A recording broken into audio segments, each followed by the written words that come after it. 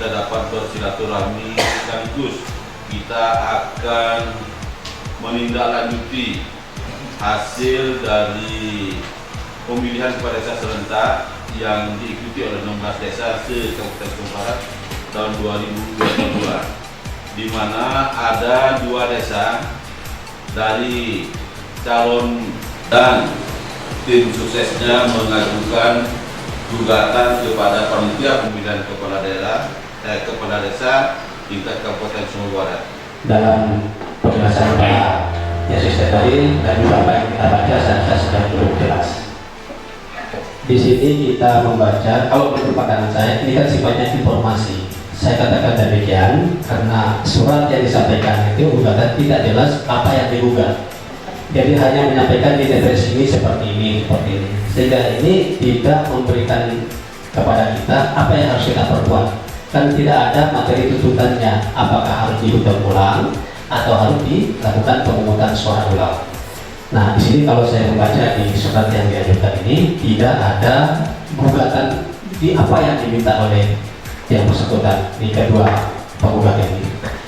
Kemudian terkait dengan materi yang bisa disidangkan oleh PS, kita di dalam kita sudah ada perda masing-masing di pasal 102 dan 103 ini sudah jelas. Objek yang bisa diajukan disengketakan itu adalah hasil penghitungan suara. Nah, dalam hemat saya, pandangan saya, karena sesuai dengan apa yang diajukan ini, kita uji dengan visual analisisnya di pasal yang saya sebutkan tadi, ini menutup ruang untuk bisa disidangkan. Kalau menurut hemat saya tidak perlu dilaksanakan sidang, kecuali apabila kita hanya ingin mendengar informasi seperti apa, termasuk misalnya seperti ada surat suara yang tidak digunakan, kan kita bisa mengundang PPS-nya di KPPS-nya, apakah surat suara itu tidak digunakan karena memang tidak data pemilihnya atau memang ada pemilih surat suara tidak diberikan.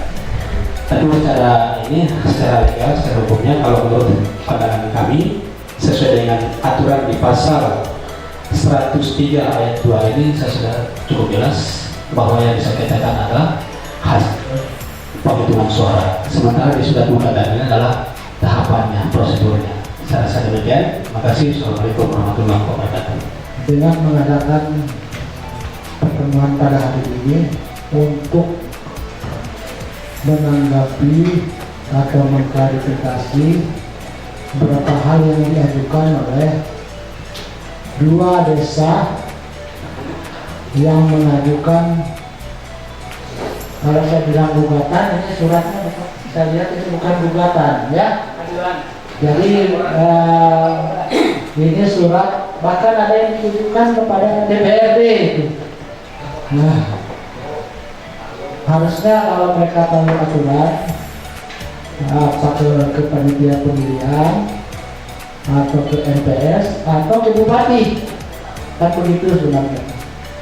Sebenarnya kalau mereka ini kemarin sebelum waktu hari H itu sudah melakukan protes kepada panitia pemilihan kepala desa. Ini yang kemarin kita katakan. Yang kedua tentang objek sesuai dengan pasal 103, objeknya juga tidak mencukupi masuk ke 103. Makanya memang usulnya harus kita buat berita acara, kita sampaikan kepada pemohon ini yang menggugat ini, agar jawaban kita itu, respon kita selaku pemerintah ini ada. Jangan tidak kita juga buat berita acara hasil pertemuan kita buat juga surat kepada mereka bahwa hasil rapat PPKD ini memutuskan 1, 2, 3 dan menyatakan ini. Undang-Undang Nomor 30 2014 itu kan ada asas fiktif positif. Kalau kita tidak jawab maka keberatannya dianggap benar dan begitu. Ya mau tidak mau kita harus jawab, gitu ya, meskipun mungkin jawaban kita tidak memuaskan bagi pihak yang keberatan. Karena tadi ruang lingkupnya begitu luas terkait dengan pilkada ini, bisa masuk PTUN, bisa masuk pidana dan seterusnya. Jadi nanti kan tidak hanya surat yang mereka terima saja, ketika kita kirim surat, mungkin ada hal-hal keberatan lain yang mungkin dianggap menurut mereka tidak sesuai. Nah, tetapi ketika kita berhadapan secara langsung dan bisa kita memberikan penjelasan bahwa hal-hal ini bla bla bla dan seterusnya, mungkin ada kepuasan tersendiri. Atau mungkin kalau memang dibutuhkan mereka menanggapi terhadap persoalan yang kita sampaikan setelah kita memberikan penjelasan, mungkin mereka ingin menanggapi, saya kira tidak jadi masalah. Yang jelas kita berpegang pada prinsip-prinsip hukum yang ada. Apakah di depan itu pertemuan sekaligus pertemuan terakhir dalam menyampaikan putusan itu, karena kemarin juga Pak Sahrul sudah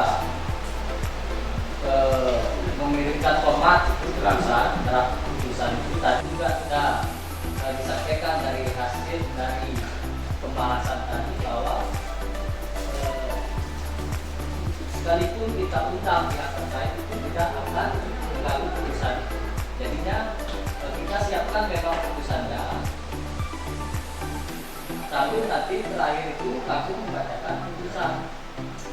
Karena nanti kita setelah hadirkan saksi-saksi segala macam yang bersangkutan, juga tadi saya dengarkan juga kan tidak akan mempengaruhi apakah kita siapkan dulu nanti putusannya, sehingga pas akhir pertemuan langsung dibacakan putusan sehingga clear di hari itu juga. Kemudian terhadap mekanisme dan situasi nanti itu teknis yang akan kita laksanakan oleh majelis dengan menghadirkan satu desa lebih awal, kemudian dan desa yang lain berikutnya, dan akhirnya kita akan membacakan putusan secara bersama-sama sehingga kita efektifkan waktu itu klarifikasi kita yang pertama dan hari terakhir bagi kita, sehingga nanti mudah-mudahan apa yang kita lakukan ini bisa memuaskan. Kalau kita bicara puas dan tidak puas itu memang kita bukan alat pemuas. Sehingga terhadap hal-hal yang lain nantinya, tentunya semua kegiatan kita mulai hari ini sampai dengan berikutnya kita harus membuatkan berita acara, konferensi rapat, kemudian ditandatangani oleh kita semua, oleh majelis maupun oleh panitera. Siapkan memang. Sehingga apa yang kita harapkan ini betul-betul bisa kita laksanakan seefektif mungkin. Dan mohon maaf jika ada hal yang kurang atau lebih dari saya yang memimpin rapat ini. Mari kita tutup pertemuan sama-sama menghafalkan Alhamdulillah. Kita tinggal menindaklanjuti apa yang menjadi hasil keputusan kita pada hari ini. Terima kasih. Wallahumma muwaffiq ila aqwamit thoriq. Wassalamualaikum warahmatullahi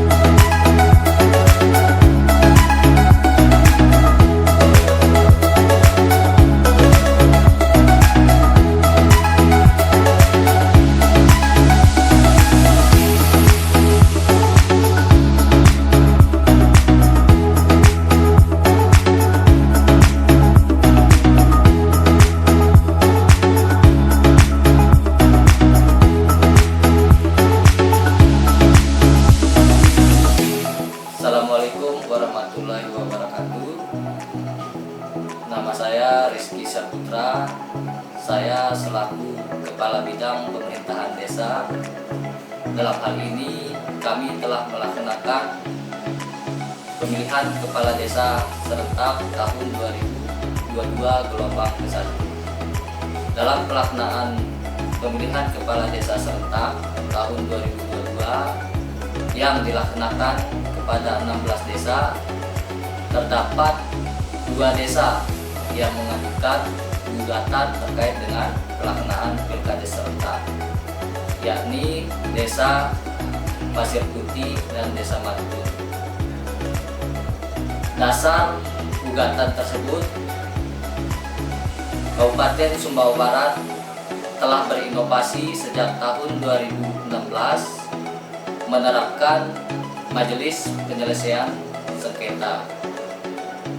Hasil gugatan itu nantinya akan diselesaikan oleh Majelis Penyelesaian Sengketa berdasarkan amanat Undang-Undang Nomor 6 Tahun 2014 tentang Desa serta Peraturan Menteri Dalam Negeri Nomor 112 Tahun 2014 tentang pemilihan kepala desa.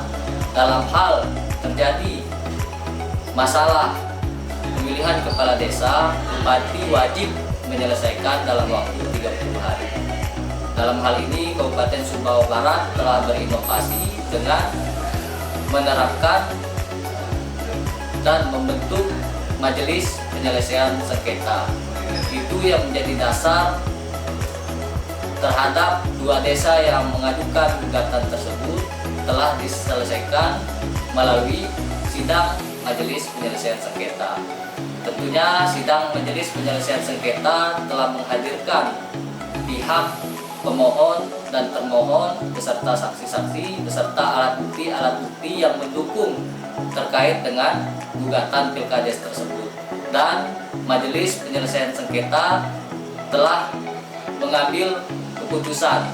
Dasar keputusan Majelis Penyelesaian Sengketa itulah nantinya kita akan melantik kepala desa terpilih yang telah dilaksanakan tahun 2022. Dan sifat dari hasil putusan Majelis Penyelesaian Sengketa itu adalah final dan tidak dapat diganggu-gugat. Kalaupun ada keberatan dari salah satu pihak yang merasa dirugikan, itu bisa dilanjutkan ke pengadilan yang lebih tinggi.